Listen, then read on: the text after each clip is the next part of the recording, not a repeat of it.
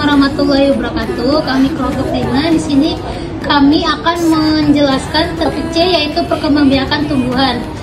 Yang pertama, saya akan membacakan terlebih dahulu tujuan pembelajaran dari topik C ini.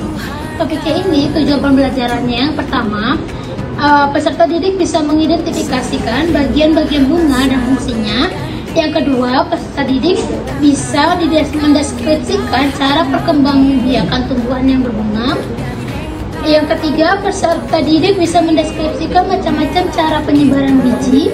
Yang keempat, peserta didik bisa mengaitkan hubungan makhluk hidup lain dan komponen abiotik dalam membantu perkembangan tumbuhan. Di topik ini, kami menggunakan pembelajaran CTL atau Contextual Teaching and Learning. Kemudian akan dijelaskan secara UBD. Yang pertama itu ada Sahril Maulana. Baik, yang pertama untuk contoh konkret bagaimana peserta didik menjelaskan perkembangbiakan tumbuhan pada pelajaran IPA sebagai peserta didik telah memahami. Dalam mengukur pemahaman peserta didik terhadap pembelajaran yang melalui cara menjelaskan. Format asesmen menjelaskan adanya berupa tugas-tugas penalaran dan penyelesaian masalah.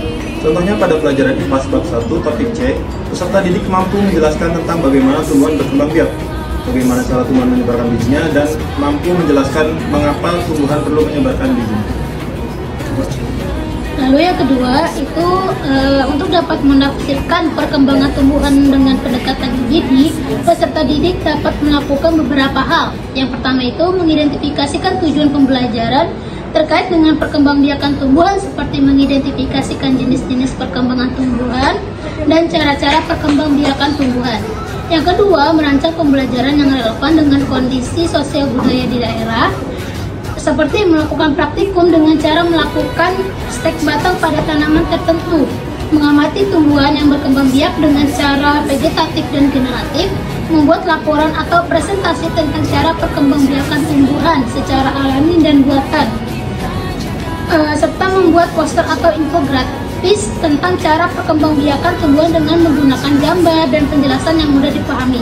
Selanjutnya yang ketiga, mengembangkan penilaian yang otentik dan dapat dipertanggungjawabkan untuk mengevaluasi pemahaman siswa tentang perkembangan tumbuhan.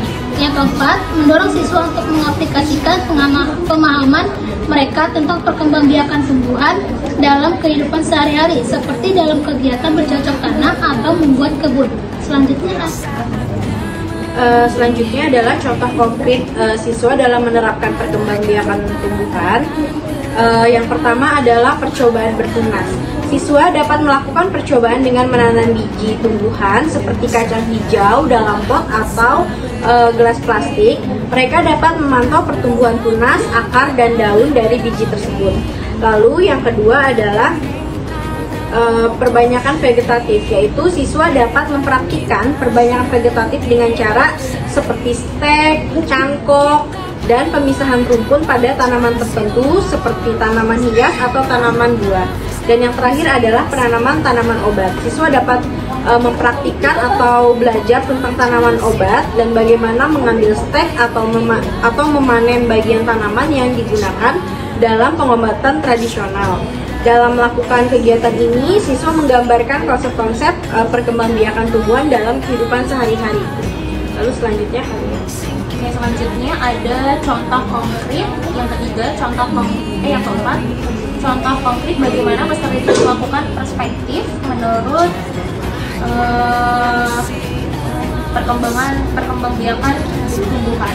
Pertama, kita harus mengajarkan peserta didik yaitu tanggung jawab manusia terhadap lingkungan.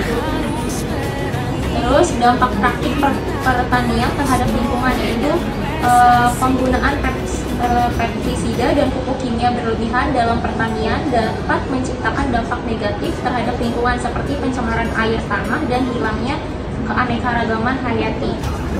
Selanjutnya kita harus mengajarkan perspektif etika, yaitu ajarkan siswa untuk mempertimbangkan masalah etika seputar penggunaan tumbuhan seperti hak tanaman, tanggung jawab manusia terhadap lingkungan, dan dampak praktik pertanian terhadap lingkungan. Dengan menggabungkan berbagai perspektif ini, siswa akan memiliki pemahaman yang lebih holistik tentang perkembangbiakan tumbuhan dan bagaimana hal ini mempengaruhi lingkungan. Selanjutnya, contoh konkret peserta didik memiliki kesadaran pengetahuan diri. Yaitu siswa mampu memahami bagaimana tumbuhan bereproduksi secara seksual, yaitu pendidikan, dan aseksual, yaitu tunas dan stem. Pengetahuan diri tentang perkembangbiakan tumbuhan membantu individu menghargai keberagaman alam dan mengambil tindakan yang mendukung pelestarian lingkungan. Yang terakhir adalah contoh konkret bagaimana peserta didik berempati pada materi pembelajaran perkembangbiakan tumbuhan pada pelajaran IPAS. Sebagai bukti peserta didik telah memahami. Peserta didik dapat dilihat dari tindakan yang peserta didik lakukan. Contohnya, pada kelas 4 pelajaran IPAS, peserta didik diberi materi tentang perkembangbiakan tumbuhan. Sebagai bukti peserta didik memahami materi pembelajaran dapat dilihat dari respon peserta didik ketika kegiatan yang melibatkan menanam dan merawat tumbuhan, menunjukkan perawatan yang baik terhadap tanaman tersebut. Ini mencerminkan sikap empati terhadap kehidupan tumbuhan dan kesadaran akan pentingnya peran tumbuhan dalam ekosistem. Sekian dari kelompok kami, kurang lebihnya mohon maaf. Wassalamualaikum warahmatullahi wabarakatuh.